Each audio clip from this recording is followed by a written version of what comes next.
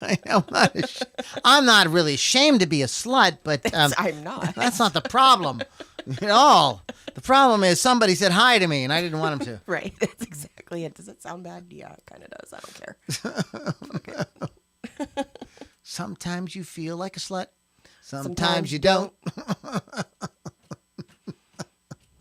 Oh, God bless everybody tonight. How's everybody doing out there? We're getting ready to do our thing. We are short one person.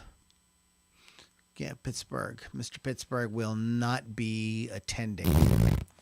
Yes, he's recovering from the herpes.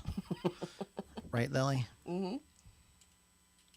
He'll probably watch and hear us say that. Then he'll come down and defend himself. Herpes is bad this time of year. You know, you can just walk past the dirty toilet seat and it fly up in your mouth, you know. So you know, hate you. I watched I'm trying to not one think of the about grossest fucking movies. Which one? Is it old? Yeah, it's old. Okay. Yeah, it's old. Let's go ahead and start the podcast, and then we'll talk about gross movies. Encomium, not Neum. Encomium. I know. This is when I first wrote this a month ago. I'm going to say it wrong, so it's fine. Encomium. Like comb. Like comb your bald head. Comb your bald ass head. Okay. Okay. Do you have this album? I did. I don't. Somewhere. I listened to it at work. It's on YouTube. Yeah, that's where I listened to it. Yeah. Everything's there. All the things. Oh. Okay. Even the really fun version of Fool in the Rain. Yeah. That was interesting. I enjoyed it. I did a real, kind of douchebag thing. Surprise. I don't know. I was just I just had wild hair at my ass. I'll tell you, when we talk about it, when we do the thing, well, I'll tell you what I did. Okay. I just was having a moment. Yeah, I just had one of those moments where I was like, felt like, did you ever get it? Felt like, I just had like a bitchy hair at my ass. What is a bitchy hair? I needed my Midol. You need to wax your hairy ass. That's how that works. Wax. Back from a Buddha call, gotta wax my hairy ass.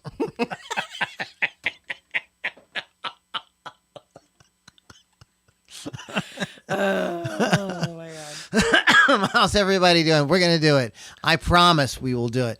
I'm getting to the point, I'm just gonna say this before we start for real, that I'm getting to the point where I can't see with my glasses and I can't see without them. So it's like a crapshoot. Yeah. So I have really no idea, and I apologize for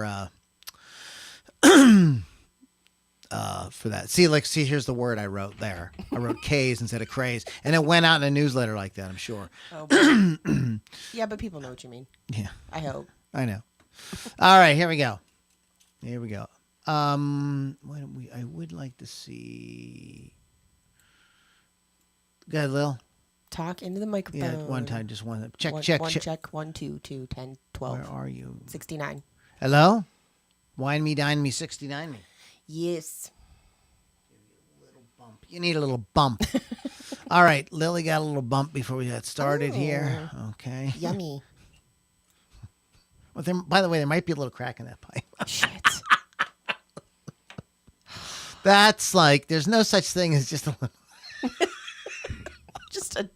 That's not a thing. Okay. All right, here we go. Okay.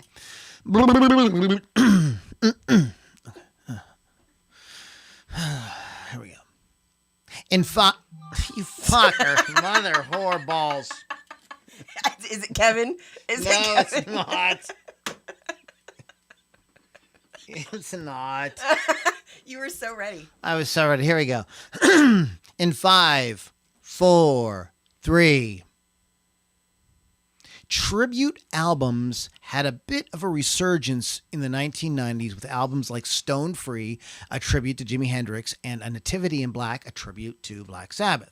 On this week's Loudini Rock and Roll Circus podcast, we will break down one of the most successful and loved albums from this tribute craze. The album is Encomium, a tribute to Led Zeppelin. It's packed full of great versions of 12 Zeppelin classics, very tastefully reimagined by some of the biggest artists from that era.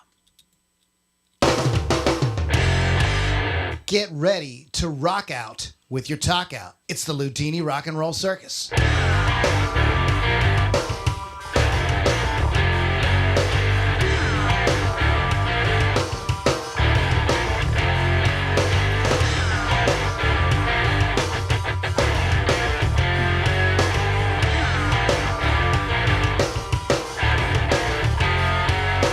Moms and dads, boys and girls, and children of all ages, welcome to the Loudini Rock and Roll Circus. We are back once again for a fun-filled time talking about music and God knows what. I mean, like... everything. Yeah, you know. We had, you know, we've been kind of all over. We were talking about crack and all kind of stuff. Herpes. Herpes cracks. Well, if you get herpes on your crack, then you're bad. Anyways, welcome back to Loudini Rock and Roll Circus. We will not be talking about getting herpes on your crack. We will, however, be discussing encomium. I know I'm going to say encomium at some point. I'm going to say it. But encomium. And we will be discussing, we're going to talk about that and just kind of break it down a little bit, talk about some of the bands and kind of the atmosphere and stuff that was going on at the time, dude. So we do this second podcast of every month. And we've done some really cool ones. And, you know, this is probably one that's not so cool, by the way. So you might just want to, you know. Just listen, you know. I mean, you can, like, continue to do the laundry. Learn something. Yeah, but you can kind of just put this on in the background. Anyways, so we're going to be checking that out. A couple of cool things going on. That is, of course, first of all, Wolf's Custom. That is the coolest thing going on. Wolf's Customs, wolfscustoms.online. This is where you go to get custom paint jobs and artwork done on your musical instrument. They do amazing work. Check them out. Tell them Loudini sent you. rockrageradio.com. Download the app. It is free, Lily. It is free, Lily. Yes, it is a free app. It plays great music programming 24/7. You'll love it. Check it out. They're all about the rock and roll there, of course. And I would be remiss if I did not tell you to go to LouLombardimusic.com. And did I say that? Yes, LouLombardimusic.com. Yes. And I just want to make sure I wasn't repeating myself. But LouLombardimusic.com for the third time. You want to go there. You can become part of our inner circle group. There's a lot of fun exchanges that happen throughout the week there as well. And you get to check this out live and hang out with us and we take questions and stuff at the end. So it's a cool idea. It's a cool thing. Get on our mailing list.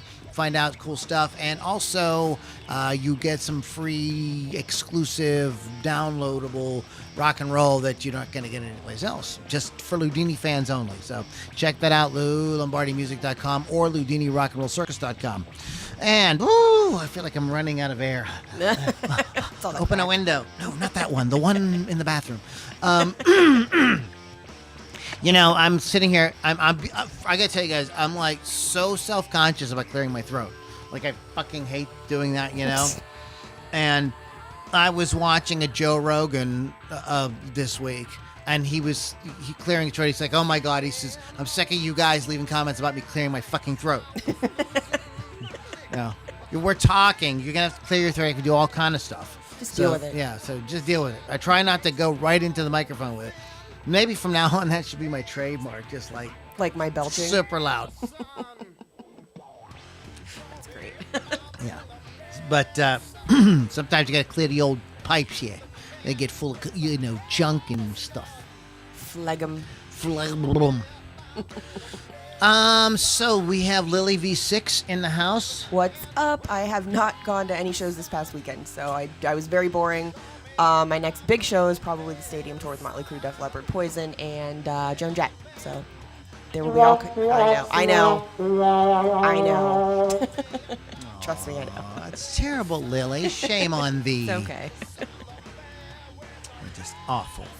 I am going to see Backstreet Boys next week. Not It's Backstreet, a not Backstreet Boys, goddamn- New Kids on the Block. New Kids on the Back Street. Yes, New Kids on the Block next week. I heard there was a new kid on your block. There might be. We're not going to discuss that right now. Why wouldn't we discuss that? Because we're just not going to do that. We don't discuss our personal love lives on the show. Until I'm ready. And, of course, Pittsburgh Kevin. Pittsburgh Kevin. Pittsburgh Kevin, where are you? Pittsburgh Kevin. Calling Pittsburgh Kevin. Pittsburgh Kevin, where are you? No Pittsburgh Kevin tonight. Pittsburgh Kevin is home recovering from rabies herpes. What is that? So, when herpes run rabid, when you get bit by a rabid dog with herpes. Oh. I didn't know we had those around here. So, yeah, I mean, the streets are full of them these days. You got to watch out. You heard it first. Don't let them fool you guys, you know. They're turning frogs gay, and they got dogs with rabies herpes. Is it like the killer hornets or whatever it is? No, but no, he's out sick, cold off sick, and he's got to be pretty sick for this because I know he really enjoys this. So there's no sick in rock and roll. oh yeah, that's right, man. The show must go on. What the fuck, right, Lily? Exactly. Anyways, so that he's doing that, and you didn't go to any shows. I did not go to any. Yeah, shows. no. Whoa, shit. That was a big one. Spider? Yes, I almost pissed myself on your I show. freaking hate spiders. I fucking hate spiders. Lily, I apologize, but I'm going to talk about something insanely nerdy. Okay. I hate fucking spiders. I fucking hate them. I hate them too. I can't stand them. And I watched don't just please hold it, please. The Lord of the Rings trilogy, and there's the scene in the third one with the fucking giant spider, and man, it just I know. I've seen it. I've seen it. I can't handle it. It's just. Ugh. What is it with those trilogies having some giant, disgusting spider-like thing? I believe it's also in Harry Potter, isn't it? Yeah, yeah. Or those movies that have. Yeah, and the Hobbit told the story, the part of the book in the Hobbit where they go into the forest and they get attacked by the spiders is a kind of much more condensed. The movie really dragged it out, but yeah, gross. but it still gives you the old whillish. Kevin wants to know if his illness amuses us. Is he a clown? What am I here to amuse you? That's my answer to that, Mr. Pittsburgh. Mr. Pittsburgh, everybody. Yes. Is not here. So, yeah. So that kind of shit gives me the fucking willies. Yes, I had to kill it. I'm sorry. That's just good. Anyways, I was telling Lily that I watched one of the grossest movies. I can't wait. It's actually a pretty good movie, but it's really gross and very bizarre. It's called House of a Thousand Corpses. Oh yeah, I love that movie. And it's fucking bizarre as fuck. I haven't seen it forever. And gory as fuck. And it's just like, what? What the fuck? See what the fuck am I watching? That doesn't gross me out so much. It's the movie Waiting that grosses me out. Did you ever see that movie? Where they yeah. The people's food. Yeah, Dane Cook, right? Yeah. Ironic, he plays a cook. Amazing. Yeah, that's if you haven't seen it in a while, you should check it out. But you gotta be like okay with some sick ass gross violence. stuff. Yeah. Did you see Black Phone yet? No, I know it's on my list. It's on my list. I have to see it. Man. I know. You told me last week, and then I saw a preview or the trailer, and I saw pictures. This isn't really a spoiler, but I'm just gonna say that Okay.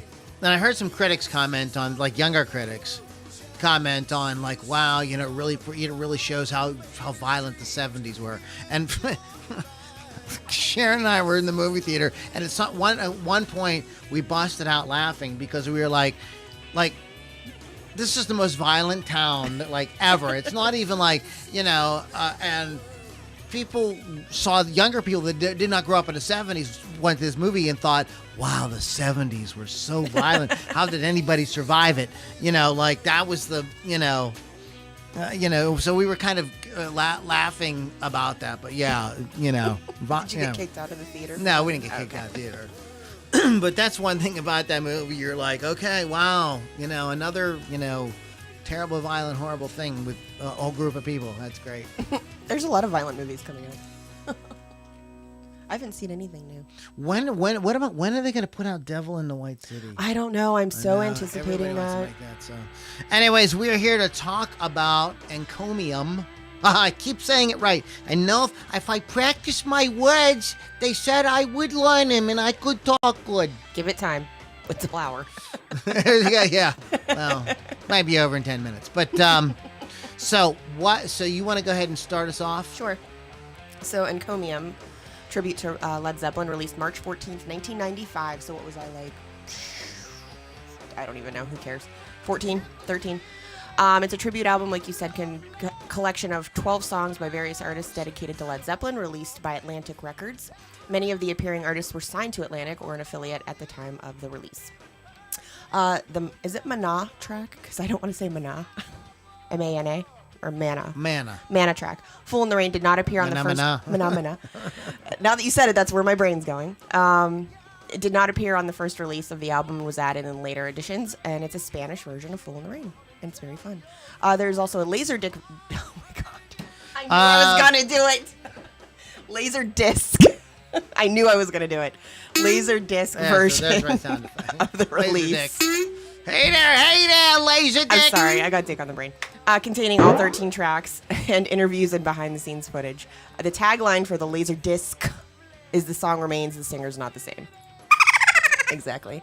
I love all the songs on the album. I think they're all done well. There's only one I'm not super excited about. I'll talk about it when we talk about the tracks. Super. So good. It's not super enough for her. It's just not my bag. It's not super. I want every song to be super. They should all be super. Super. I hate you. Super salad. Did you ever go to a restaurant like a Denny's like at 4:00 in the morning after a gig, and you swear that the waitress asks you, "Do you want super salad?" No, I've never had that. A super salad. Wow, wait, man. What's that? Salad? Yeah, what is a super salad? And she's just looking at you like, I can't deal with you at 2:30 in the morning right now. Please stop. Yeah. No, I've never had that experience. Yeah. But that's my condensed version. Condensed version? Condensed. He's a condensed version. Thank you very much. Sick. Okay, so have you ever heard of this band, Led Zeppelin? Do you know anything about them? You're assuming that people who are listening to this podcast... I'm assuming if you don't know who Led Zeppelin are, you're stupid. But okay, well, you know what? That's true. If you want to go ahead and... So we're going to go ahead. We're not going to talk about the history of Led Zeppelin and the breakup and everything, but massive, hard rock band that influenced tons of bands. Really interesting that these 90s artists were, felt that they, owed a lot to Led Zeppelin. You would think, well, they would owe more to stuff from the 80s. You would think. But I feel like everybody so it's has. like there's this like 20 year, not 10 year, it's like 20 year. It's a really interesting thing that happens.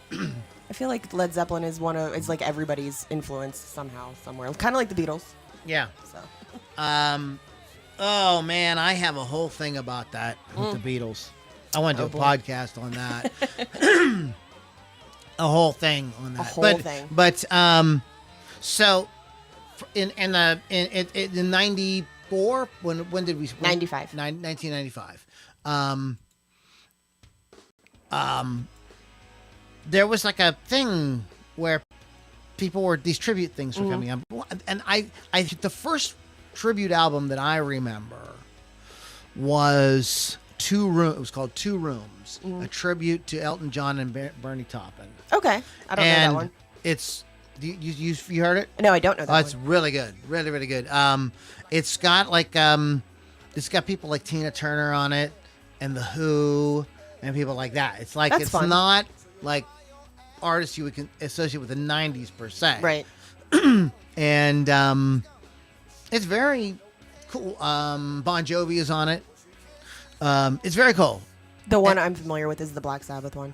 I have that one at home. Right. But this is the first one that I kind of like. I remember it was big. I was working at National Record Mart when it came out. I love that. And so like, and it was a kind of like a buzz about that. Do you remember when there was a buzz when an album was coming out? Yes. Everybody talking about. Remember that? Yes. It was wonderful. I want that to come back. That was a better buzz than any kind of drugs you can take. Trust me.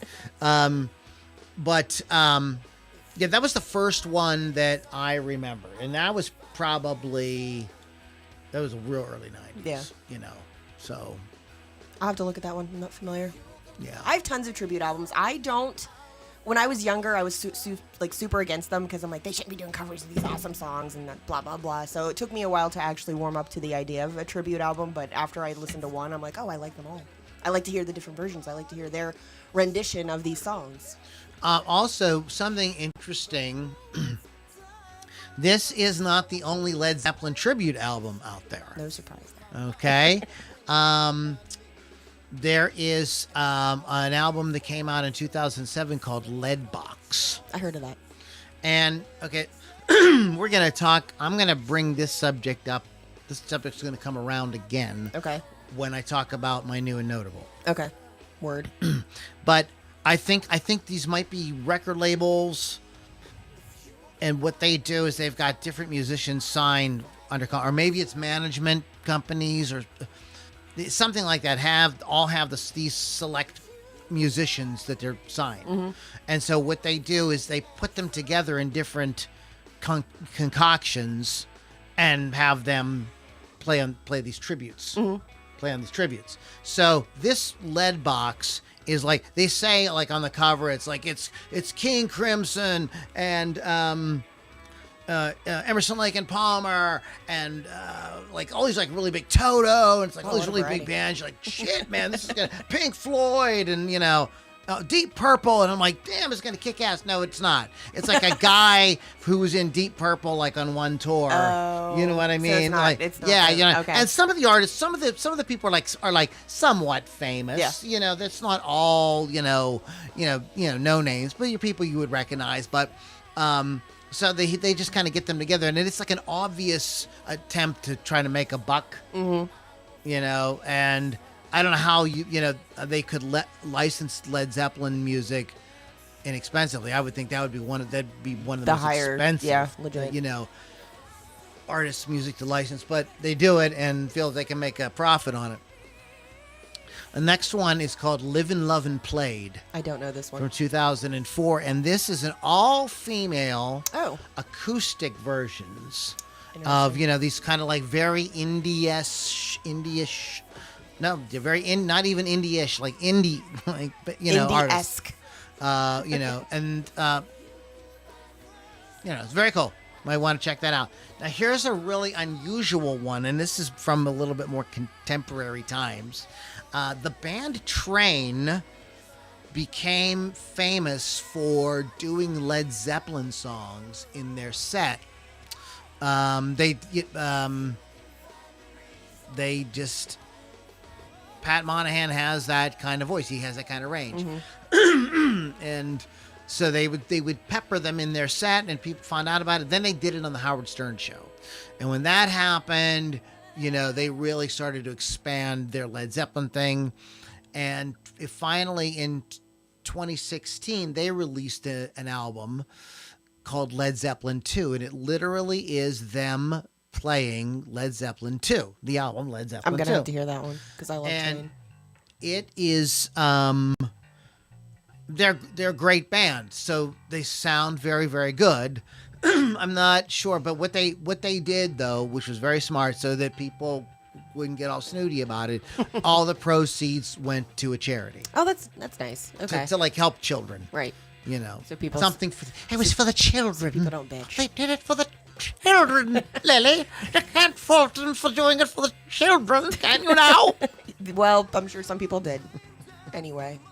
We have to talk about later on this backlash about Metallica being in Stranger Things.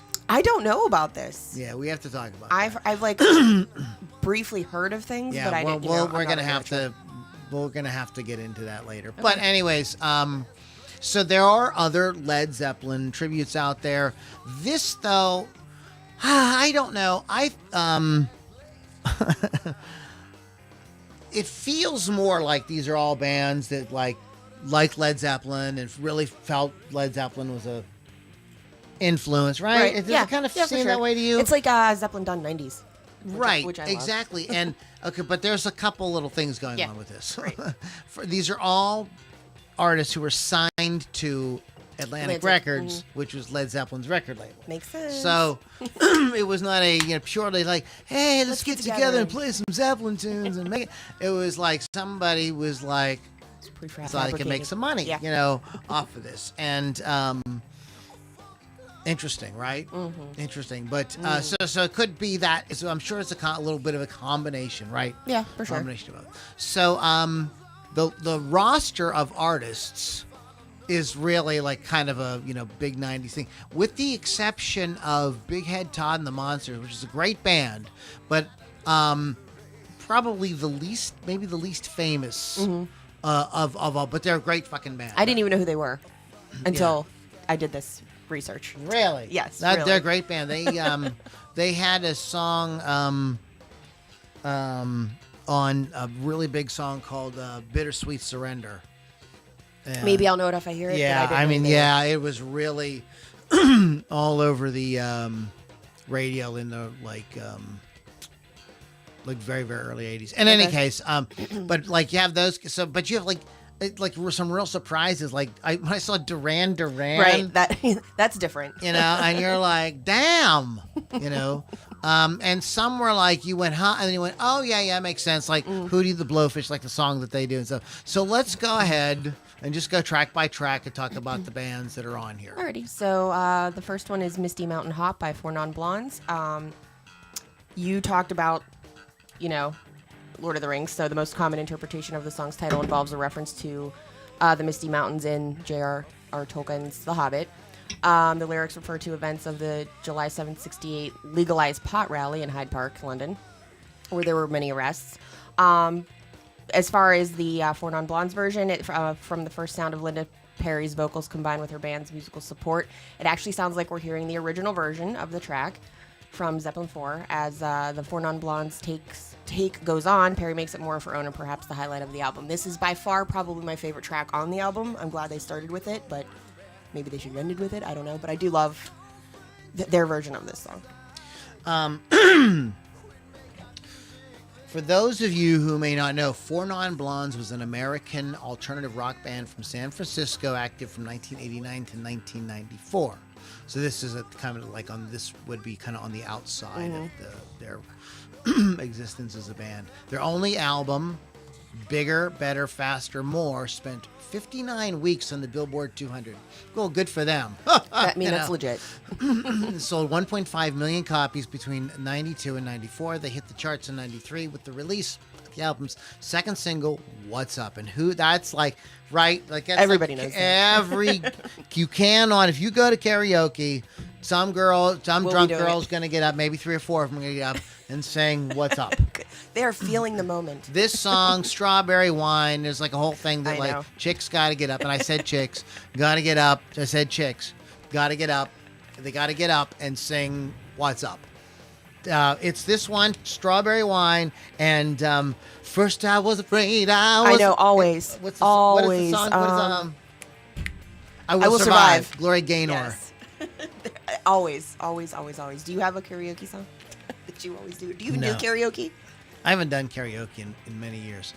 I only have one, but I have to be extremely drunk. I'm trying to cut down. Originally, the band was all female with Linda Perry, vocalist Linda Perry, bassist Krista Hillhouse, guitarist Shauna Hall, and drummer Wanda Day. Wanda Day, thank you. Nice, easy name. However, along with Day being replaced by Don Richardson, Hall was replaced by Roger Roca before the release of the album. Perry left the band in 94, and the remaining members disbanded shortly after. She kind of is the band. Yeah. I hate this knock the other guys, but She's the face. I mean, her personality and her voice and everything really kind of just is what really makes that kind of. But Hillhouse and Hall and Day had been roommates, and started playing as a trio. But after seeing Perry sing a solo performance, they asked her to join. They were at night break at it's a San Francisco club when it was mentioned the trio was looking for vocalist. Perry announced she was a singer. Hall replied, "I know. The first rehearsal was supposed to be at 6:10 p.m., but shortly after 5 p.m., the earthquake hit." Interesting. Yeah, Where is it? crazy. Where's Yep. Unusual name of the band came from experience the group had in the Bay Area with the blonde family. According to Hill House, right next to us, there's a trash receptacle with a piece of pizza on top, and the kid wanted to pick it up. The mom said, "No, it's probably dirty. What with the pigeons and people?" And she started right at us. "We're not blondes. We're non-blondes." What? She stared right at us. We were non-blondes. Okay. Oh, I get it. Okay, I was like, it kind of threw me. It's okay. I thought she was okay. I got it. The non-blondes. They were the non-blondes, and the other side were the blondes. I got you. Okay. Openly lesbian singer Perry often performed with a prominent Dyke sticker affixed to her guitar. Good for her. Including the Billboard Music Awards and Late Night with David Letterman. Four Non-Blondes contributed a song Mary's House to the film Wayne's World. They also covered Van Halen's I'm the One on the soundtrack for Airheads. They contributed Bless the Beast of the Children to a 94 Carpenter tribute album, Nice. If I Were a Carpenter, and Misty Mountain Hop to Encomium, attributed to Led Zeppelin in 1995. So I was really on the outside because it says they broke up around 94, 95. I kind of bummed out. She's a lesbian, man. I always thought she was hot. Somebody told me the other day that I looked like her. I'm like, I don't see that at all. But thanks. She was like, she kind of like sang like Grace Slick and kind of looked like Carly Simon or something like that. Simon Slick. There it is. Slick Simon. Slick Simon. Sounds like a DJ name. Hi, I'm Slick Simon here, everybody. Welcome back. We're playing all the hits. I hate you. Oh, boy. So the next one is Hey, Hey, What Can I Do? Hootie and the Blowfish. So this is the one I'm not like a super big fan of on the album. The song was released in 1970 as the B-side of the single Immigrant Song in the U.S. Sort of on the country. Ignorance, they covered the Immigrant Song? No.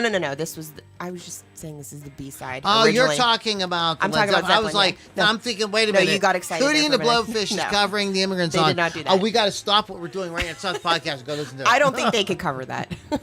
It is the country version of the song. I don't love it. I don't hate it. I don't love it. Oh, I so. tripped right on my penis. Oh boy. Better clean that up. I've gone and made a mess, Mummy. But I don't have any other backstory on this song because I'm not into it. Yeah. This was a band that, like, I will say, like, I just don't like. Same. It's not that I'm sure they're fantastic musicians. They actually are really great live, but I don't love them. And I'm not like, I'm trying not. Seriously, guys. I mean, you're a great band, but it's like it just doesn't reach me. Right. Yeah. No. But American rock band formed in Columbia, South Carolina in 1986. So not somebody from Southern California or New York City or someplace like that. The band's lineup for most of its existence has been the quartet of Darius Rucker, Mark Bryan, Dean Felber, and Jim Sonefeld. The band went on hiatus in 2008 until they announced plans for a full reunion tour in 2019 and released their first new studio album in 14 years, Imperfect Circle. As of 19, Hootie and the Blowfish had won 2 Grammy Awards, had landed 16 singles on various Billboard singles charts, had recorded 62 albums. The band's debut album, Cracked Rear View, is the 19th best-selling album of all time in the United States and certified platinum 21 times. It was huge. They were inescapable. I know. You couldn't listen to the radio for 5 minutes without hearing Hootie and the Blowfish. This record was ginormous. Only Want to Be With You. I hate that song. I know, I just can't stand it.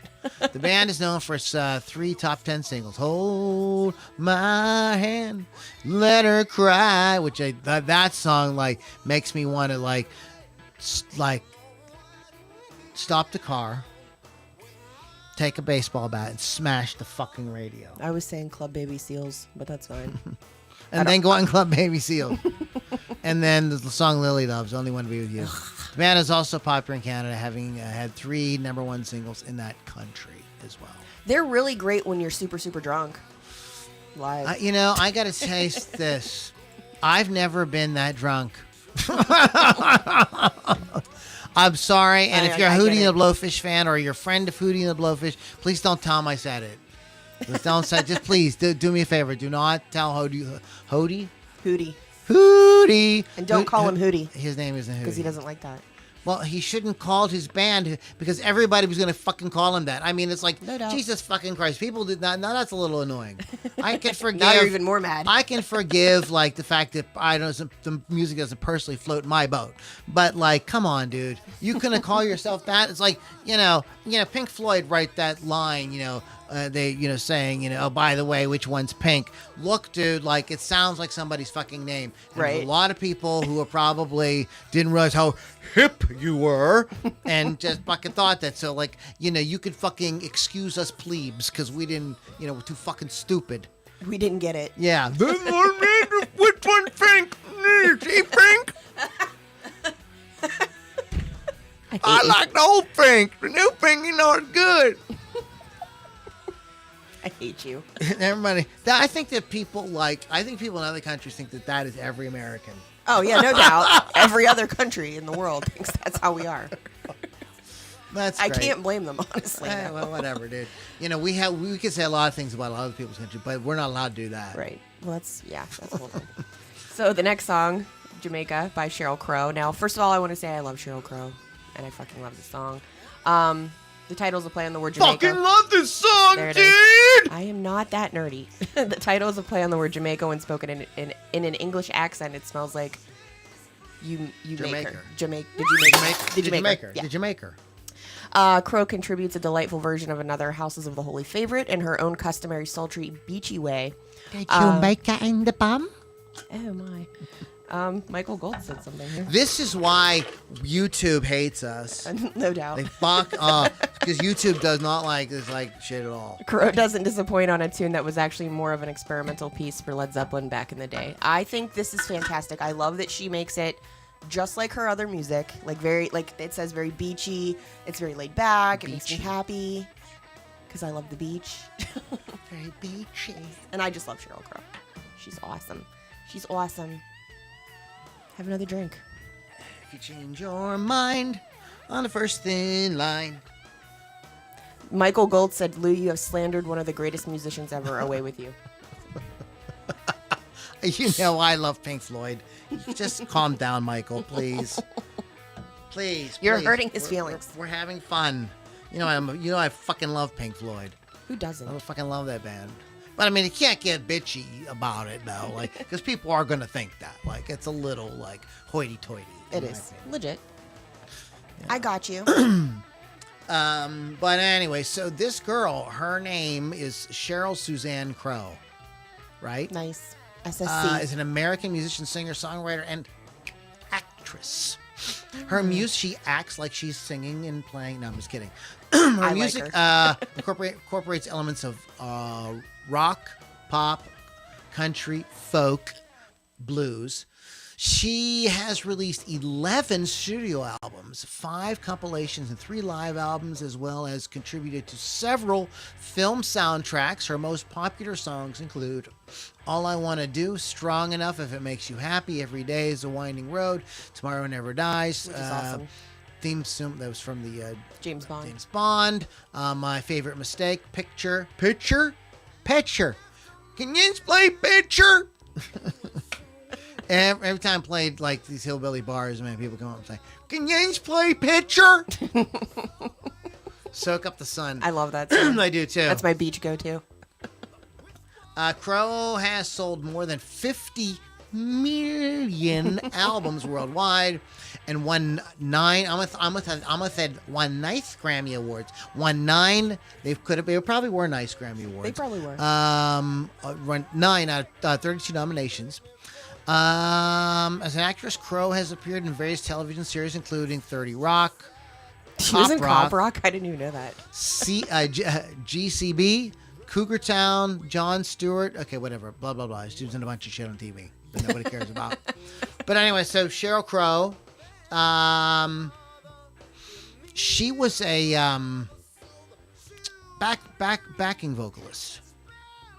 And I believe toured with Michael Jackson.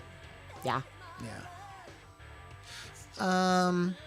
Recorded background vocals for Stevie Wonder, Belinda Carlisle, Jimmy Buffett, Kevin Gilbert, and Don Henley. There's no surprise. They're a match for sure, vocally. Oh, yeah. But that album, the Tuesday Night Music Club, that is... I didn't appreciate All I Want to Do. But that record, like, I had a friend of mine, he had it, and he played it for me. But it was really the second album that came out. When she blew everybody's mind. That I went back to Tuesday Night Music Club and went like, this is a fucking great album. Like, just went, just realized I was like, I was too dumb. And she was to me the 90s Pat Benatar. Yeah. Like, she kind of did in the 90s what Pat Benatar kind of did in the 80s, especially the early part. And she carried through. Like, she was in the early 2000s. All I Want to Do, Soak Up the Sun is what, 99, 2000? Something like that, yeah. I just know I'm obsessed with it. Yeah, it's a great song. And I bought, like, her first, like, 4 albums. Yeah. Just bought them, like, I've seen her twice in concert. She's fun. I saw her with Train, and then I saw her with Kid Rock. Her and Train would be a good... It was great. It was would be a great good show. match. Yeah. It was the Jeep World Outside tour, so they had like this. It was like super cool at Star Lake. They had like a scuba diving tank that you could do. They had bike riding. They had the rock wall climbing. It was a very bizarre concert, but it was a lot of fun. It was very hands-on activities the whole day. I like activities. We have so much more room for activities. I knew you were going to say that. I was waiting for it. Oh my God. Boy. Okay. So Sheryl Crow. Okay, so far here's what I wanted to say so far. Okay. I think so far on this album, everything is really strong. Even though, like I said, I'm not honestly. Hey, what can I? That is probably my favorite thing. The one thing by Hootie and the Blowfish I have to say. That's the one thing you like. I like it, and I think it suits them, and they do a good job on it. I was skeptical when I saw that they were going to be on this record, but when I heard the song they did, it makes sense, okay? Nah, it makes sense, but I don't like it. But these all got radio airplay. Was what I'm trying to say. I got you. And Sheryl Crow's version of Jamaica was very popular. A lot of people really praised. That's a lot of people. A lot of reviewers say that's the highlight of the album. So, what do you got next? Next, we have "Dancing Days" by STP, Stone Temple Pilots. The song itself was inspired by an Indian tune that Jimmy Page and Robert Plant heard while traveling in Bombay. The late Scott Weiland and Company offer a solid take on the Houses of the Holy hit.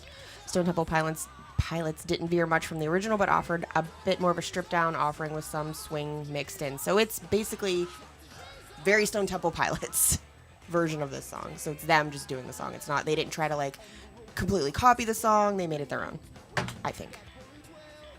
This is one of the things I will say about this record too is like it's everybody treats the material seriously, maybe not Rollins band. Well, maybe not. I don't know. For the most part, everybody treats the material very seriously. And I mean, I think the fact that Robert Plant himself comes and sings on the record, sort of gives the record a kind of stamp of approval, And I think that, I listen to this record a lot, driving back and forth to rehearsals and things like that.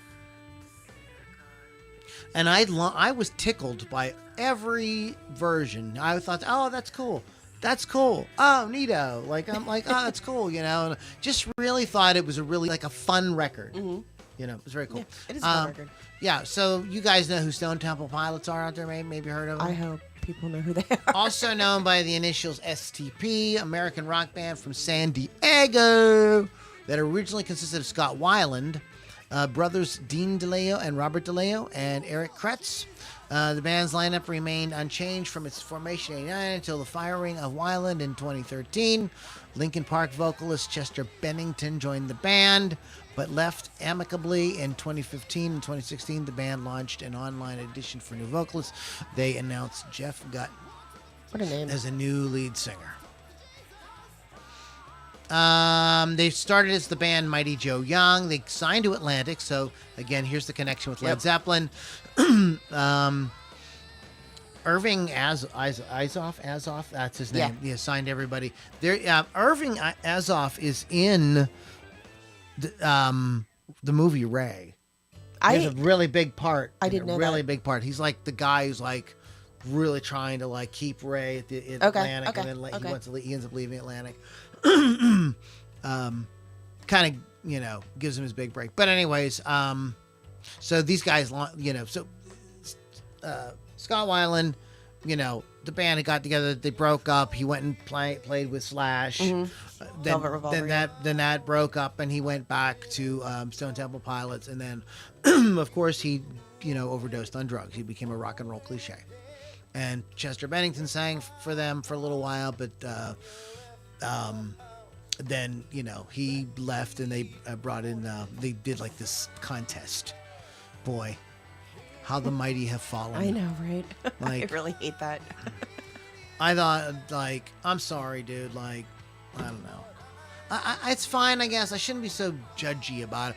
And I was making fun out of being snooty or snobby before, and I guess it's kind of snobby of me, but it just feels so inorganic, or it doesn't seem the way to how musicians should get together and make something really special. I don't know.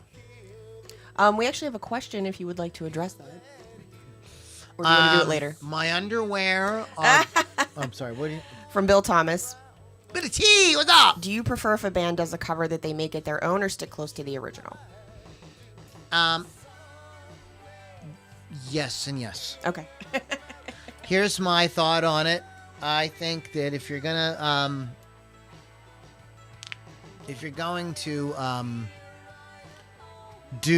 if it's going to be a reinterpretation some way, some reinventing, reimagining or whatever, it better be fucking great. That's all I'm going to say. It better be killer. Mm-hmm. You better really wow me. Or don't bother. Or don't fucking bother. I will give you an example. Okay. Rage Against the Machine's cover of The Ghost of Tom Joad. Okay.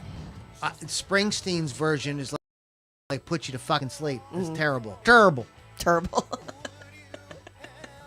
In America, terrible. It's fucking awful. He wasn't the boss that day, if you ask me. But Rage's version, dude, is they're like, yeah, we're not doing all Springsteen stuff. We'll keep the words. They would never do all Springsteen stuff. Yeah, you can go ahead and just do that, Another one is Mississippi by Sheryl Crow. Mm-hmm. It's a Bob Dylan song. And the Dylan's version is it's like half the speed. It's 49 verses, 40. It's like a dirge. and Cheryl puts this like really cool like violin riff in it, and she gives it this kind of a cool little beat. It's fun, and she, it's like a more of the length of a traditional pop song. It might be a little bit longer. Yeah. Very cool, and it's fun, and it's like when you get, Dylan is. I mean, what are you doing, man? There's an old expression: anybody does Dylan better than Dylan. That's the truth. Yes. So what do you got? But thank you, Bill Thomas. We like questions like that. So the next song is Tangerine by Big Head Todd and the Monsters, who I had no idea who they were until I did the research. Also, my White Claw's Tangerine today. They are a rock band formed in '84 in Colorado. The band has developed a sizable live following, especially in the mountain states of the United States. Very 90s sounding, not much to say about this song for me that I just really enjoy this cover this cover of this song vocally and instrumentally. I listened to it like 4 or 5 times because I liked it so much, not knowing who these guys were. It's in their live set. I don't know if it still is, but it was for a long time. This is a really good band. You guys should check out. I don't know if we've ever, when we did our bands, you should. Don't know about, but should. We definitely did not. I don't know if we didn't talk about Big Head Todd and the Monsters, but this is a very cool band. Their record, Sister Sweetly, was produced by David Z, who was the guitarist for Prince's band. Okay. Mm-hmm. He's the guitar player in the Little Red Corvette video. He spins around and sings those... Get to slow down. He does those vocals with Prince. That's David Z, and he's gone on. He's produced there's a couple of records that he's produced that I think sound fucking awesome. And this is one of them, Sister Sweetly, and it had Bittersweet on it, Broken Hearted Savior, and Circle. And this is one of those records. This record and then their next record, Stratagem. They have like 3-4 records in a row that like literally you listen to every song, you're like, that's a great song. That's a great song.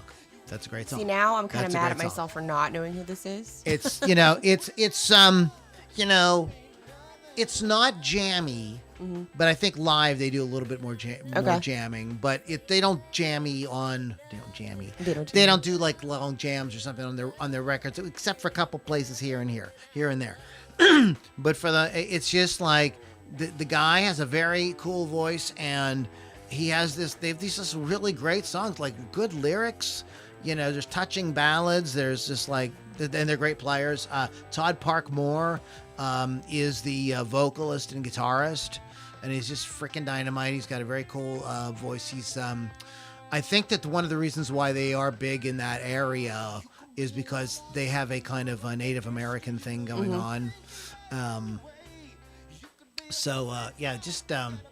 Just a great band, dude. Check them out. Big Head Todd and the Monsters. I don't really like the name, but that's probably that might be why I didn't ever listen to them, because I don't like the name.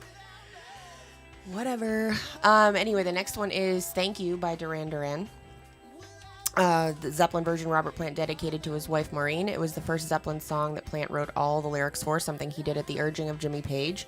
This is actually one of the most covered Zeppelin songs in their catalog. It's like 14 different bands have covered it. Not the most covered, but one of the most covered. Duran Duran is obviously one of many. I'm not a super fan of Duran Duran, but it is a beautiful cover of the song, so I will give them props. They kill this. Are do. You fucking kidding me? I don't love Duran Duran, but I love Simon Le Bon is so good on it. I'm like, guys, why didn't you, when you came out, why didn't you do more songs like this?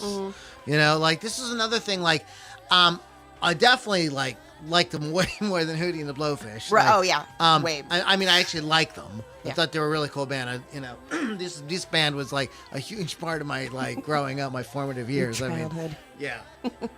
These guys were fucking everywhere. And then Martha Quinn with Duran Duran coming up next. This is my first Columbia House record that came in. I'm like, what the hell is this? And I just tossed it aside. Hungry Like the Wolf. Yeah, these guys were fucking enormous. They were just massive stadium packing band in the 1980s. English New Wave band formed in Birmingham, not Birmingham, Alabama.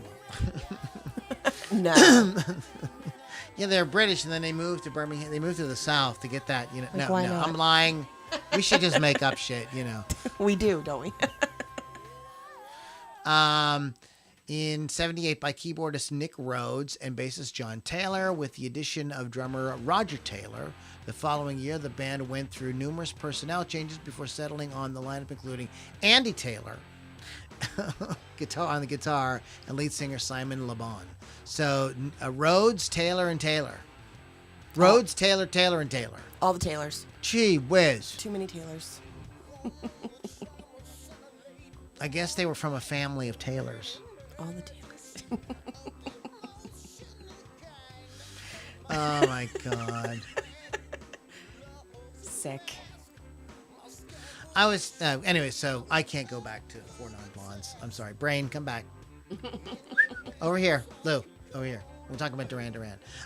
When Duran Duran emerged, they were generally considered part of the new romantic scene. Innovators of the music video, Duran Duran was catapulted into the mainstream with the introduction of the 24-hour music channel MTV. I want my MTV. This is why you wanted your MTV, so you could hear Duran Duran.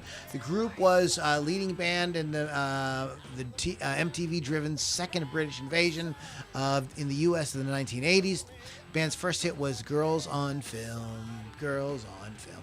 Popularity of which was enhanced by a controversial music video. Of course, we have to have a controversial music video, don't we? I mean, like... That's how it works for me. Exactly. And there we go. Breakthrough sophomore album was Rio. Okay. I like that album. Or as I used to sing, his name is Dio and he sings for Black Sabbath. I have my former boss and I have a joke about the name Rio because Rio is where? Brazil, right? Yes. Brazilian. He used to, every time I'd get a Brazilian wax, he'd be like, did you get Rio'd? I know, right? Now that's what we talk about. That sounds filthy. It is. I just thought of when I heard that, I thought there was a big movie that came out around the same time called Blame It on Rio. Oh yeah, I've seen that. So movie. I thought like it had something to do with it. No, nothing at all. But the song that like got me was "Hungry Like the Wolf." Yeah. I thought that was that's the one I freaking love, man. I love that song. Anyways, yeah. So they win a Grammy and blah blah blah blah blah blah. The reflex fantastic of and You blah, to blah, a Kill. They got to do a James Bond thing too. If you're good enough in this world, you get to do a James Bond song. But let's move on to Blind Melon. Out on the Tiles, Blind Melon. Instrumentally, Blind Melon keeps things pretty close to the original. But the late Shannon Hoon's own unique voice actually fits very well with this rocker at certain moments. Hoon's range seems to work even better than Plant's, and he does have a fantastic voice for this song. So I want to say one more thing about the Duran Duran thing. They change a couple of things on their version, although it's very, very close. But with Simon's delivery, like it really is like their own. Yeah. You know what I mean? It's very good. But anyway, so yeah, Blind Melon, Out on the Tiles. I mean, this is what this is what's so funny about this band. We should talk about them on a pod. We should work in something where we could do get a little bit more into them. But they're known for the song No Rain. Yeah. That was their big song. And it's just kind of like light, sing-songy, kind of whiny. Yeah. But Very all their other songs were like Out on the Tiles. Right, yeah. They were like a soulful rock group, like in a way kind of like the Black Crowes. Mm-hmm. They were more in that vein.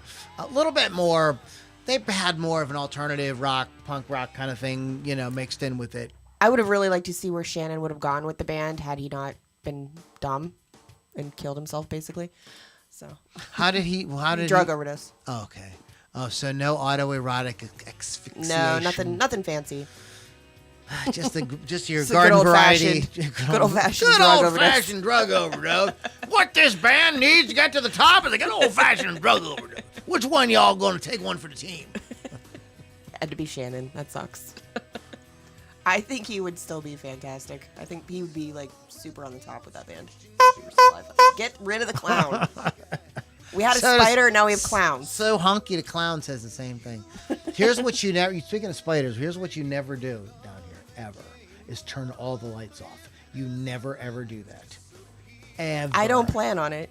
Ever. Why did they all come out? When I first when I got the basement refinished and stuff like that, seasons changed or whatever. And one night I was turning the lights off, and I turned the lights off, and I came down and I went to come downstairs and I opened the door. I was just enough light coming in that I could see, and I'm like, I thought we just cleaned yesterday. What's all over the floor? Thousand leggers. Like big fucking spiders. It was a whole fucking it was like out of a horror movie. Look, clowns. As long as you leave a light on, they hide. Clowns and spiders, and then they made it. Clowns and spiders. Who said that was okay? Clowns and spiders. Who said that was okay? How fucking fresh hell is that? Stop. Fresh hell. There's a song called Fresh Garbage. It's by Spirit. I didn't know the name of that. Yeah, they have a song called Fresh Garbage. That's awesome. Fresh hell's better. I was cracked up. And what's the band? There's a band that has an album called Brain Salad Surgery. Is that Emerson, Lake and Palmer? I bet Michael Goltz knows. He might. Let's talk about Cracker. Good times, bad times. I love crackers. Lily, can I have a cracker? Oh my God. American rock band from Bakersfield, California, formed in 1990 by lead singer David Lowery. And the reason I'm reading this is because I didn't know who they were. Bakersfield? The band. Bakersfield. That's where... no, I just don't know the band. That's the band where Cracker. that's where Buck Owens said he could never walk the streets of. Oh, okay. Cracker has released 9 studio albums and Quit several... saying that. That sounds so it's racist. the name of the band. It sounds... Every time I cringe. You cringe. That's because you feel guilty. White guilt. Cracker has released. Where do 9 I pay my reparations? Several compilations. I hate you. Collaborations, solo projects, and live albums. The band mixed. Wow. The band mixed influences and sound from rock, punk, grunge, psychedelia, country, blues, and folk. I can't stand you when you laugh when I'm trying to read. I gotta tell you, man. 1993. I'm a fucking asshole. I already know. In 1993, Cracker contributed the song "Good Times, Bad Times" to the album. Initially, the band recorded a rendition of "When the Levee Breaks," but it was deemed too weird for the album. So I'd like to find that and listen to it. Here we go. I swear to God, if you do the fucking clown, I'm walking out. I'm not gonna do the clown. That actually wasn't what I was looking for. I was looking for something else. It was more Cracker appropriate. Oh my God. But you're not even ready. I can't deal with Cracker. No Cracker for me. Cracker Barrel. No, the band. I'm just kidding. I want Cracker Barrel. I should read the... I really want some French toast from Cracker Barrel now. Oh, you know what? I got to go to breakfast there next time. Yeah. I haven't been there in a minute. Cracker Barrel is an American... No, Cracker is an American rock band from Bakersfield. I read all that already. You already read all that. Wow, sound have nothing to do. I was so busy looking for sound effects. You didn't listen. So I was not paying attention. That's okay. I was okay. Sorry. That's okay. I think that this is a cool version. It's cool. It's cool. It's cool enough. But again, I don't think I don't know. You weren't listening to this record, right, when it came out? No. Okay. No. Because it got a lot of these songs got on the radio. This was definitely on the radio. Okay. Big Head Todd and the Monsters was on there. Stone Temple Pilots, Sheryl Crow, Hootie the Blowfish, the Four Non Blondes were all on the fucking radio. I've heard the Four Non Blondes and Sheryl Crow on the radio. The rest, not so much.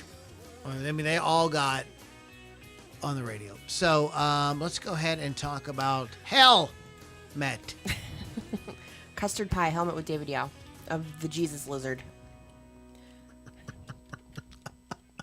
I can't even take this seriously. Jesus Lizard. Helmet is an American alternative metal band. That's what they're really talking about. You know what they're trying to say with Jesus Lizard, don't you? What are they trying to say?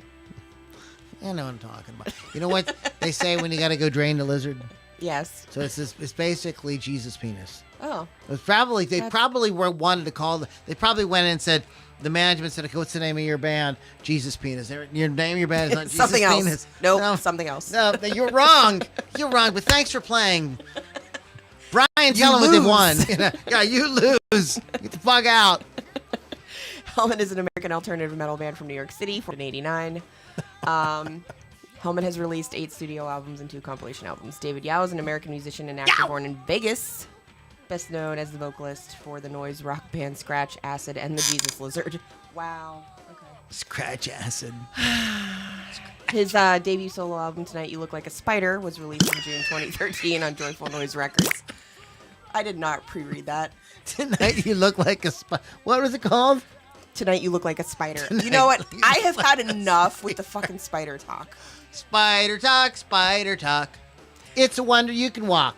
I don't really love this song, but that's fine. Or I don't love this version of this song. That's all I have to say about it. Okay.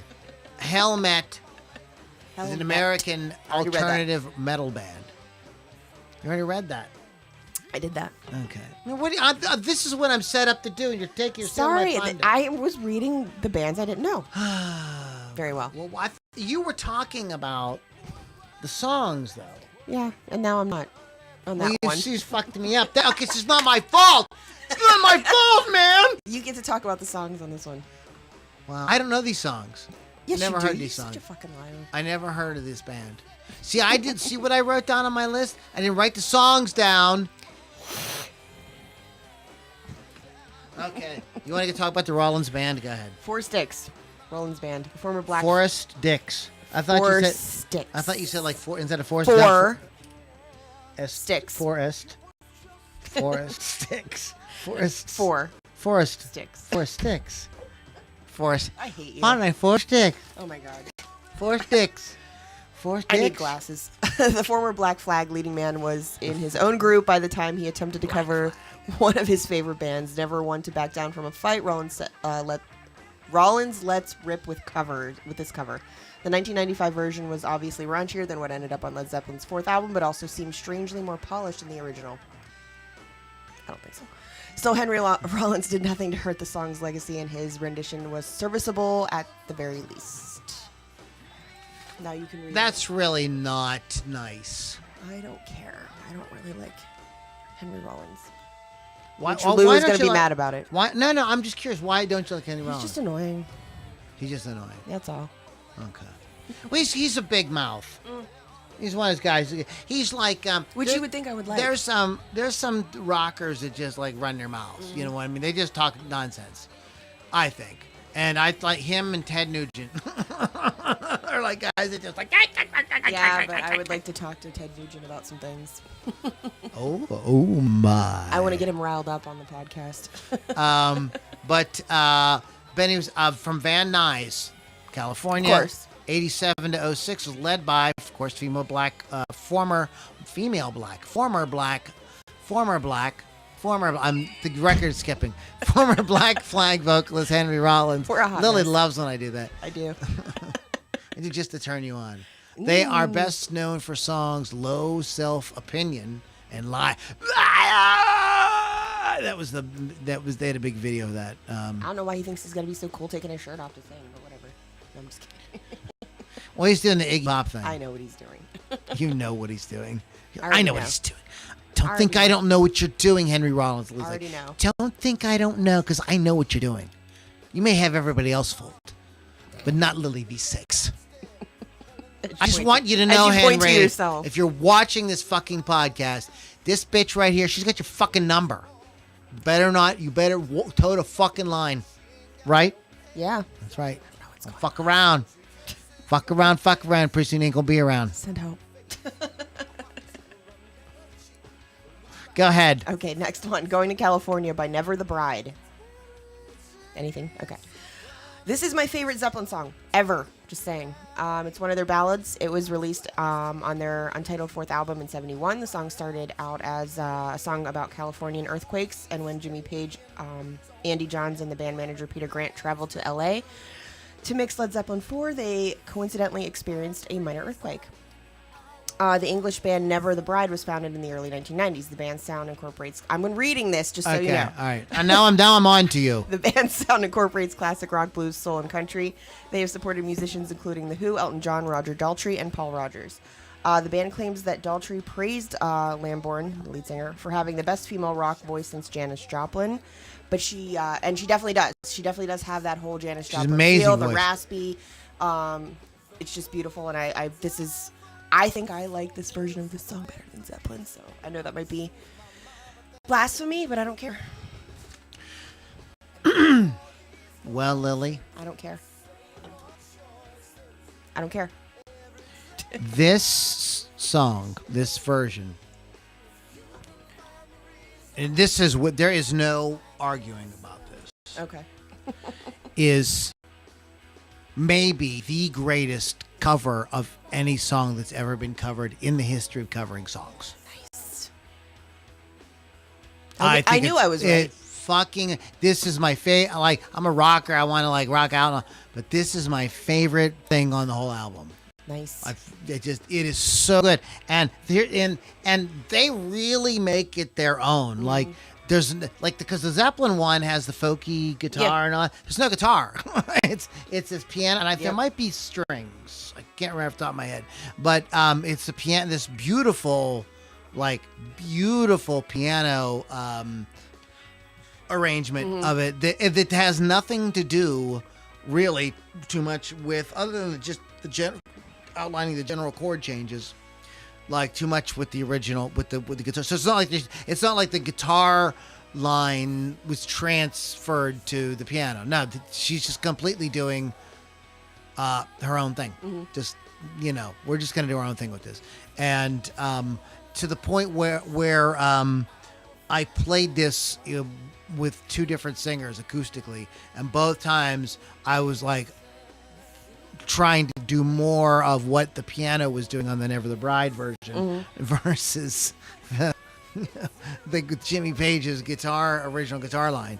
That's how good it is. It's really fucking great. And if you've never heard it, shame on you. Go listen to it. It's real. No, seriously, man. It's a great version. It's the absolute best thing. It's the most standout thing, and they put this on their album too, and they should have. But what's going on? Like, they have some records out. Yeah, they're putting records out. So I'm going to go revisit these guys. Yeah, they have a newer one there too. Yeah, they got some. They put something out in 2019. License to Bitch. Oh my God. That's my whole life. License to Bitch. I have a license to bitch. I should. It's from 2013. I was thinking about a really sexist joke that I was going to say. Oh, you probably shouldn't. I mean, I won't care, but somebody else might care. Very, very sexist. Look, I'm just a prick. So, like, you have to fucking deal with that. Like, but I'm a nice prick. You know what I mean? I'm like, I'm not. I think you can listen to us, like, in a few minutes, realize that, like, nobody here has, like, kind of mean bone in their body. We're nobody's trying to be mean about anything. We're just trying to have a good time, and we just think everything's funny. Dick and fart jokes. Yeah, you know what I mean. Oh boy. So there's we're nearing the. Yeah, we've got two more if we're talking about the. Yeah, we got to talk about that too. Down by the Seaside, Robert Plant and Tori Amos. Down by the Seaside was originally written as an acoustic track at. Okay, so I always say this wrong. Is it Bronner?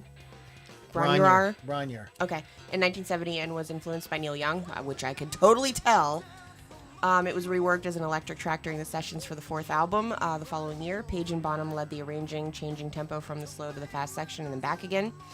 Tori Amos, if you don't know who she is, she's an American singer, songwriter, and pianist. She is classically trained with mezzo-soprano vocal range. I think she's fantastic. I saw her one time live. I wish I could see her again. Keep forgetting when she's in town. If you don't know who Robert Plant is, please turn off the program. Thank you. That was fucking perfect. Finally, 29 podcasts later, I finally got one in. About every 29th podcast, I get one just right out. If you would like to come and hang out with us and get drink with us, and you run the sound effects, I can't give you any money, but it's a good time. We have a lot of fun, obviously. Robert Plant, the man himself, involved in the song, so it's going to be amazing. This version is a little darker than the original, and Amos and Plant's voices just meld together beautifully. It's like a whole thing. That's all I got for that. Did you know that Roger Waters was in Pittsburgh last week? I did know. I did know. Yeah. I did not have time or money to go. Well, because he waters while Robert plants. You are a cheese ball. They should tour together. Waters plants. Waters plant. There you are. There you are. I'm out. I'm out. That would be jokes on Facebook. If I see right there, I need a mic drop. I'll do that instead. Boom. And I'm out of here. And boom goes the dynamite. Kind of Light Sneeze is the one that like always kind of stood out for me, but let me see if I can find her discography. There was one record of her. I bought one record and I loved it. Boys for Pele from '96, and I played the living shit out of that record. I thought it was so good. That was still when. Now we were in a CD age. Yeah. But that was still when like you had to go buy an album. Yeah. Now you could go to what was the place? It was a bookstore. Borders? Yeah. Okay. You could go to Borders and they had headphones. You could listen. And you could Yeah. listen, which was really cool. That was high tech fucking Remember the knowledge. wall at the mall? Yeah. Like that you could do that there too. It became FYE. Yeah.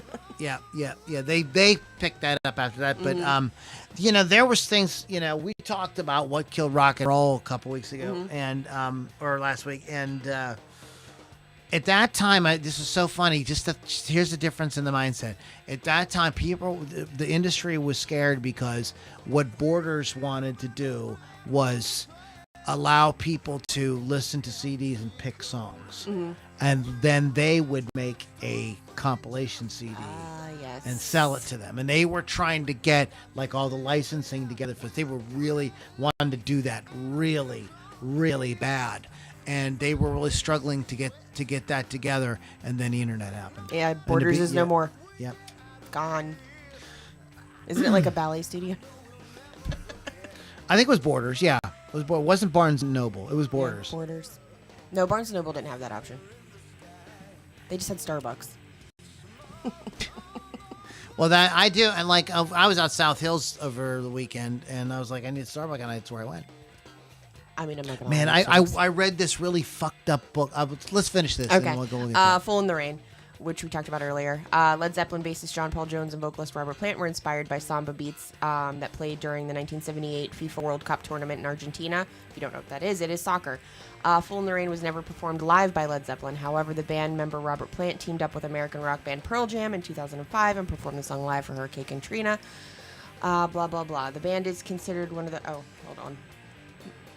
Mana is a Mexican pop rock band. The band is considered one of the best-selling Latin music artists and the most successful Latin American band of all time with over 40 million records sold worldwide. I love the original version of this song because it is danceable. I love this version even more because it's even more danceable, and I thought they put like a wonder... It's already has that feel of the whole... I can't even talk anymore. That's not what I'm laughing at. It's a very lively Spanish version of the song. That's all I have to say. It's really good. It's excellent. And I did a really just like stupid thing today. I don't even know about this song. What? So, like I was looking for, I was trying to get my notes together and everything for the podcast.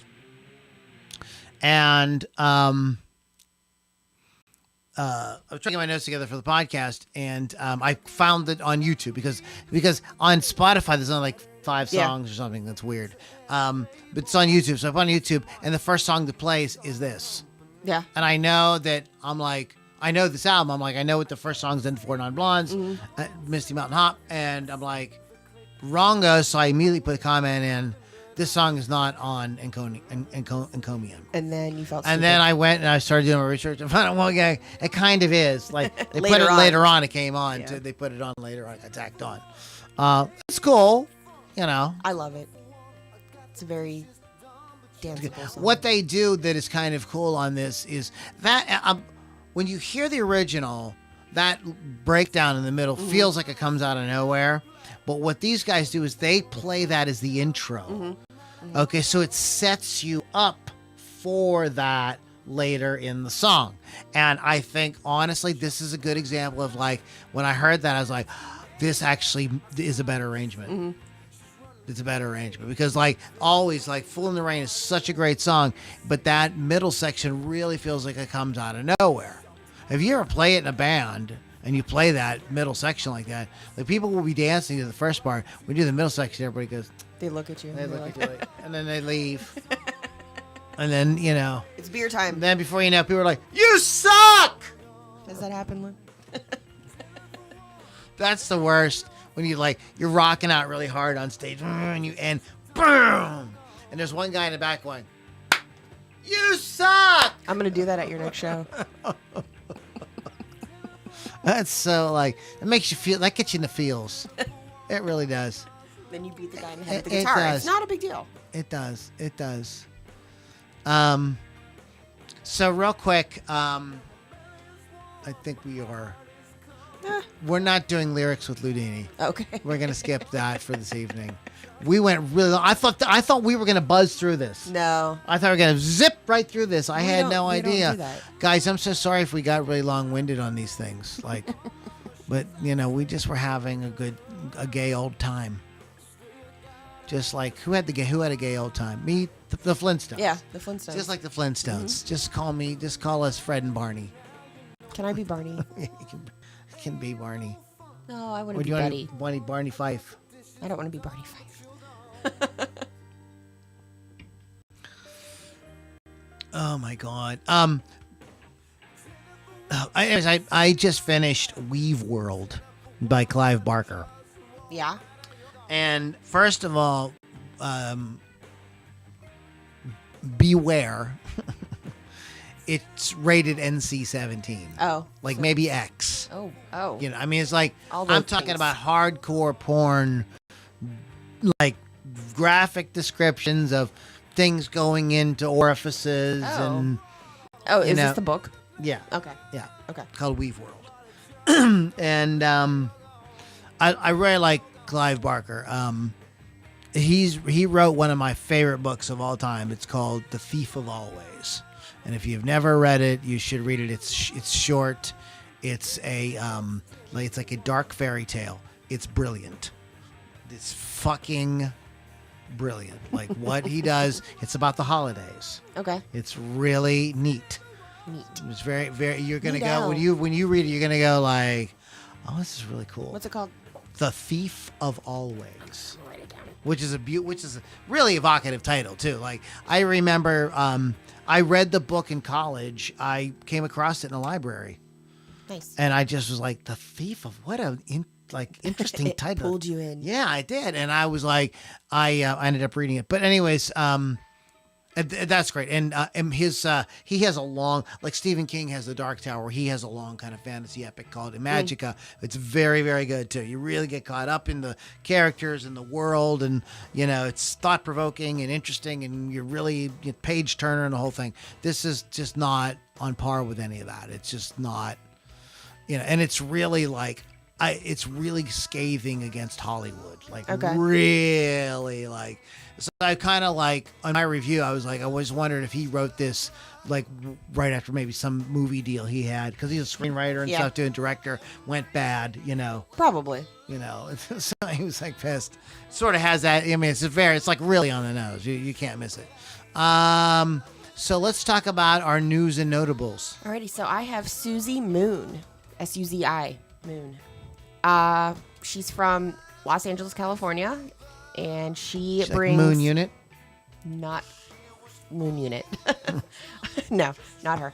Suzy Moon brings a compilation of experience to create fresh, fun, and amazing new punk rock music with her latest EP, Animal. She's extraordinarily talented. She's an extraordinarily talented musician, and her band are hitting the road and bringing their not-to-miss show across the country. She's touring with the Dead Boys and the Briefs starting in October. Dead Boy and the Who? The Briefs. The Briefs. Yes. She will be at Jurgles October 19th. I wonder what they wear on stage. Well, probably briefs. Maybe bikinis. Maybe naked. Who knows? I Who think the cares? Briefs and the Boxers should tour. They should. I'm definitely going to go see her at Jurgles on October 19th. She's She effortlessly channels classic 77 punk rock spirit with Slow a down. modern twist, continues There to you evolve. You got it. She is trying to bridge the gap between eras and not just play on a nostalgia act. It is said that she will be the one to revolutionize punk in 2022. Her influences are Courtney Love, the Donnas, the Stooges, the Cramps, and the New York Dolls. She is fantastic, and she's super cute. Super. It's super cute. I think you will like her. I will check out Susie Moon. Now, I feel like mine are like, I always feel like Lily's are like hard and edgy and stuff. And I feel like mine are kind of like little, like, not hard and edgy. You counter me. So I was, over the weekend, one of the things I did do, in addition to drinking way too much, I think I drank way too much Friday night and just didn't realize it. Probably. You know how you do that? You're like, you Yes. didn't think you had that many. But anyways, in done addition that. to doing all that, I got on the Frontiers Music YouTube channel. And just was playing around, was picking different bands at random, saying, what's this? Oh, what's this? Oh, that's an interesting name. Let's just try these guys, And there's a lot to me that I thought kind of sounded the same in a sort of like, they were kind of doing 80s rock, a kind of unremarkable kind of, the songs were, well crafted, I guess. They just weren't real exciting. And then some of them then something would come on and it would be like totally unique and really cool and it would like really stand out. Mm-hmm. And this band that I came across, now we're going to circle back to what I was talking about. Mm-hmm. We're going to talk about the Lead Box. Mm-hmm. Okay. And about how these bands were like sort of like cobbled together. Yeah. Well, this is the kind of interesting thing I discovered in my research of Frontiers Music Group's YouTube channel. Anyways, so I landed on this band called Generation Radio. What a great fucking name for a band. It Generation is great. I like Radio, the name. right? So I started listening. So I put them on. The first thing that stood out was the drummer is the lead singer. Oh. And he's got an amazing fucking voice. Amazing fucking voice. And the song is like, it's cool. I can't remember the name of the song. Like all the songs are great. But I'm like really getting into I'm like, this is really well done. But I'm like, there's something about it. There's something in the song that you're going like, there's something that's familiar here, mm-hmm. but I can't put my finger on it. Like they're doing something. So it was great, and I really liked them. So I want to hear what else they got. So I flipped over to another song, and the second song, the bass player sings, and his voice is insane, like fucking amazing. Mm-hmm. And the drummer's singing harmony with him. It's fucking amazing, and it's like so good. And it's like this kind of music. There's a lot of chord changes, but it was still rocking and stuff. And I'm going like, what is going on here? And then I realized what these guys are doing. What are they doing? They are playing. They are like playing they're playing new country. Hear me out. Honestly, they just took out the fiddle, the pedal steel, and they just eliminated that stuff. Okay. And they don't sing with Southern accents. Okay. Like actually a lot of the new country doesn't sing with Southern accents. That's true. Yeah. But they just quit. In other words, what they do is they drop the pretenses of being country and played what they really are, which is rock. And it really made you hear, then it made me think about bands like Rascal Flatts, like completely different. Mm-hmm.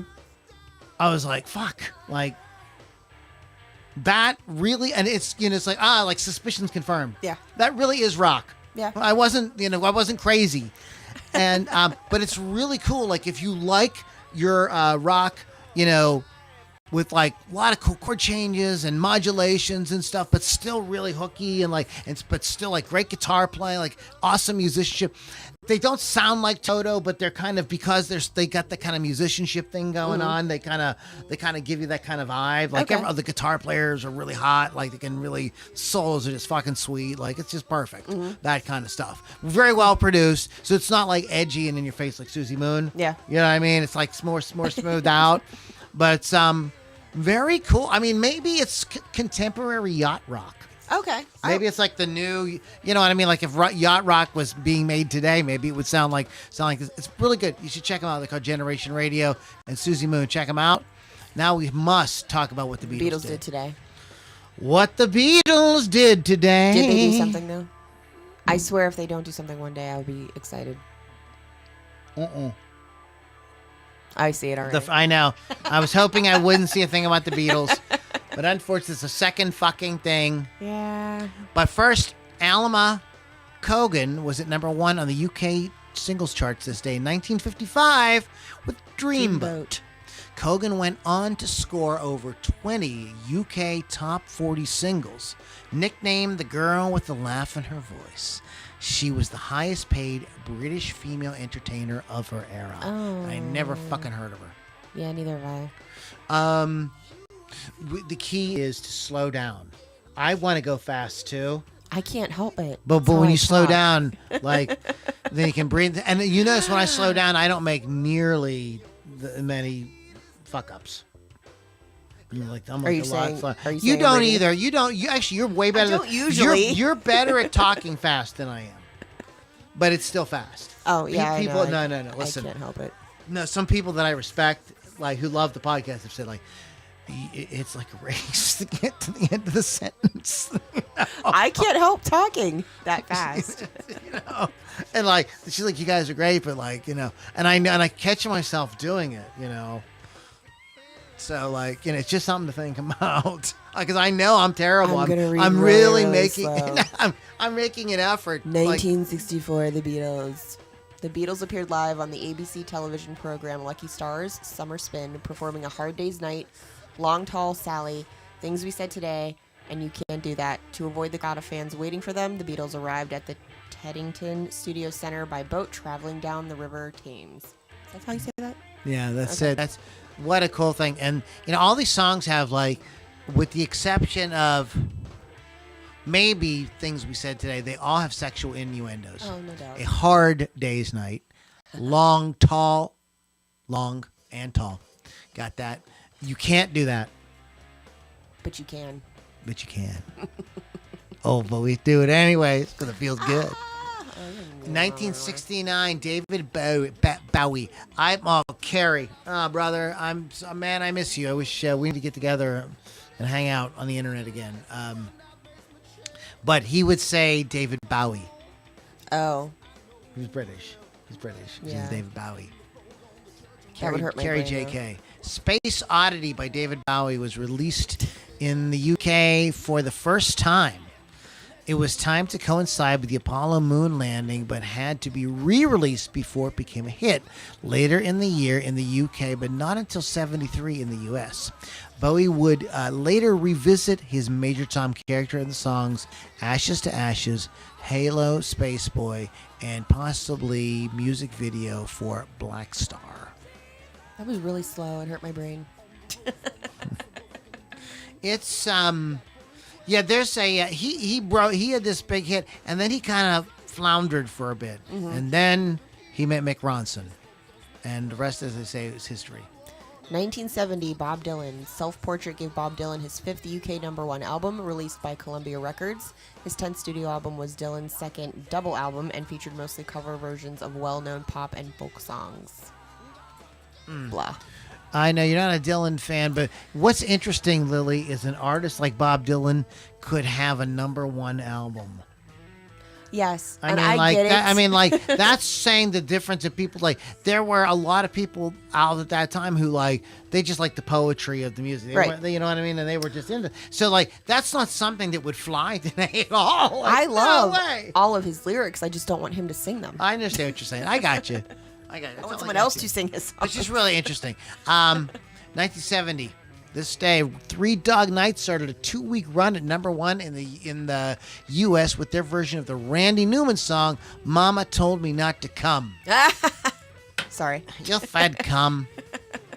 I just watched the Beavis and Butthead movie. I know. I saw the clip with the white privilege. Yeah. I peed my pants. I can't wait It's to see funny. the movie. It's funny. It's funny. It's funny. Yeah, I know. You'll enjoy it. Oh, it's hilarious. It'll take you back to 1998. Three Dog Nights started a 2-week run at number one in the U.S. With their version of the Randy Newman song "Mama Told Me Not to Come," which is also a number 3 hit in the UK.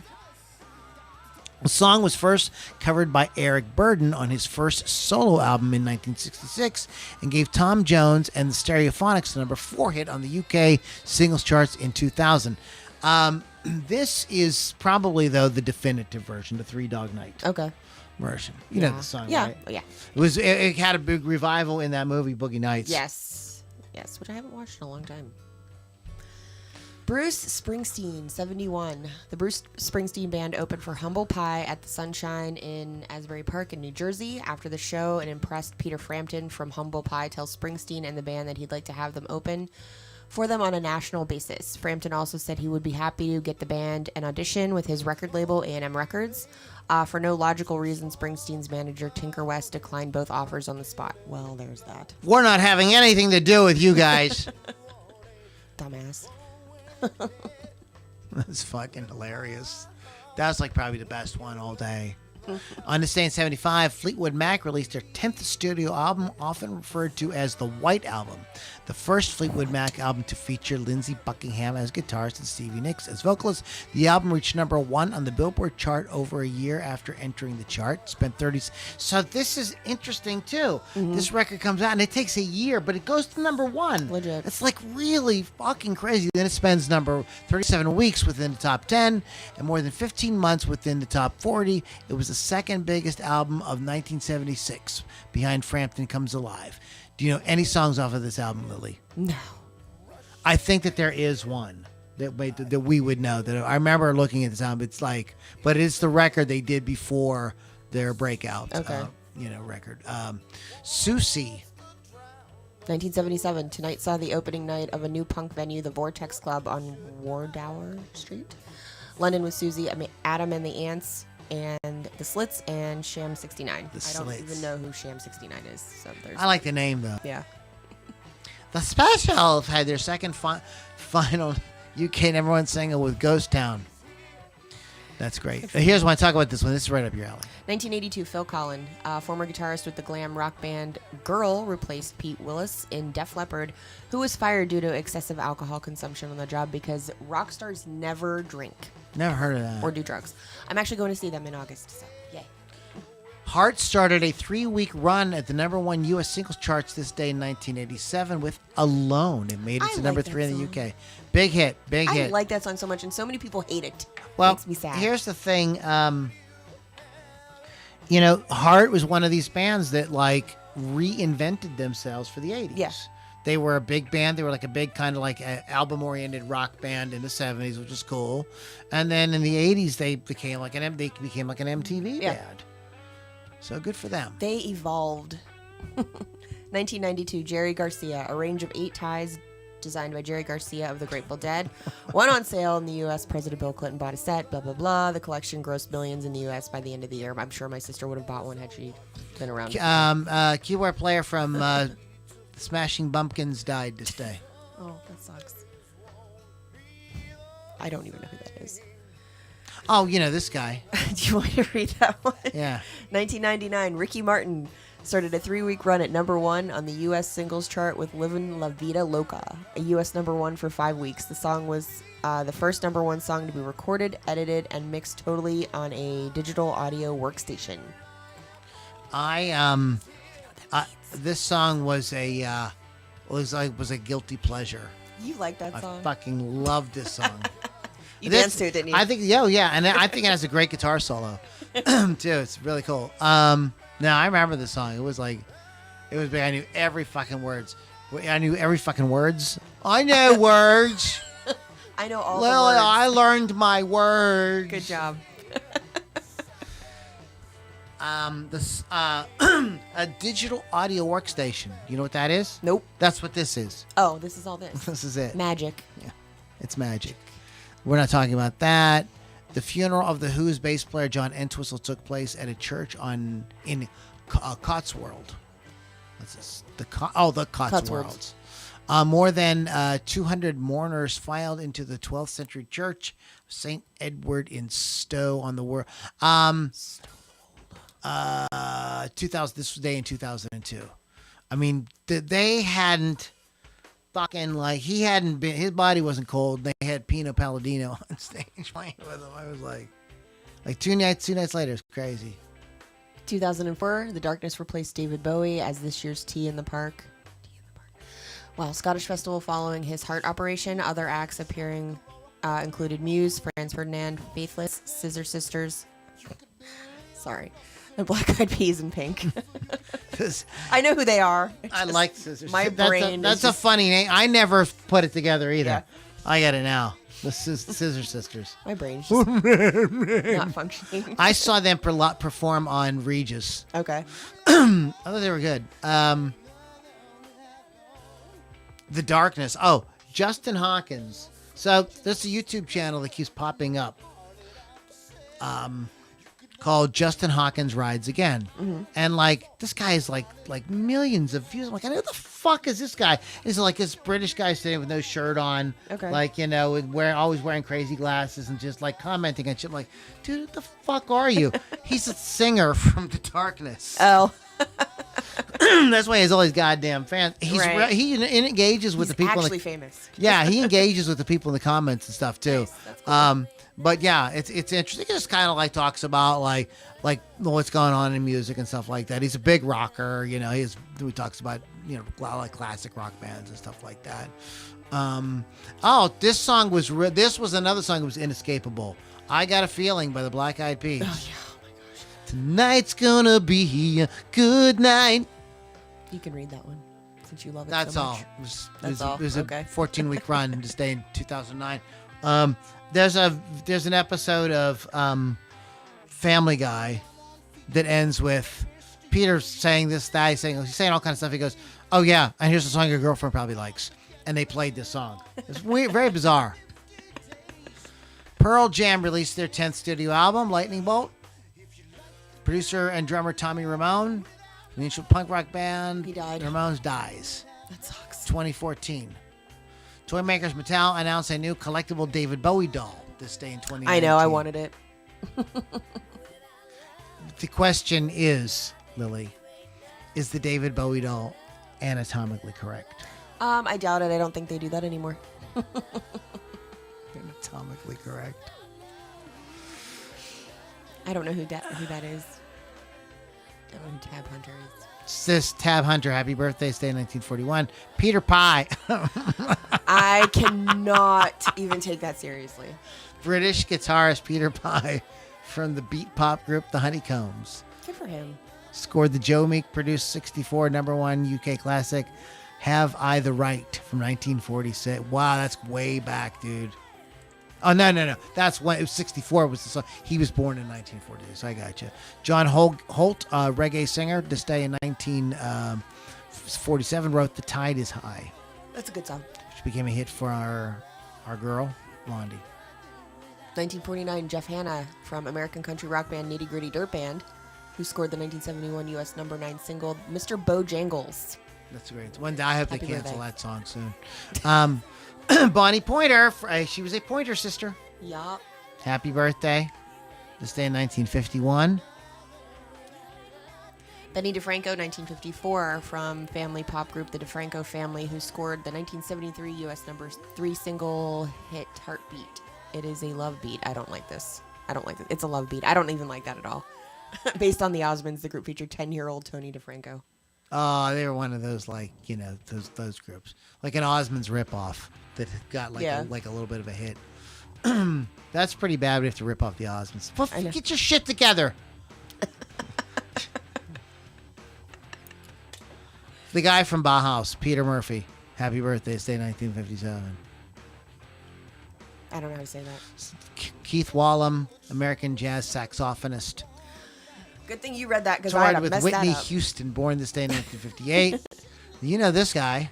Richie Sambora from Bon Jovi. It's his birthday, 1959. Richie. Richie. I know the next one too, actually. Suzanne Vega, singer-songwriter. She did Tom's Diner. Great song. But didn't she do Luca?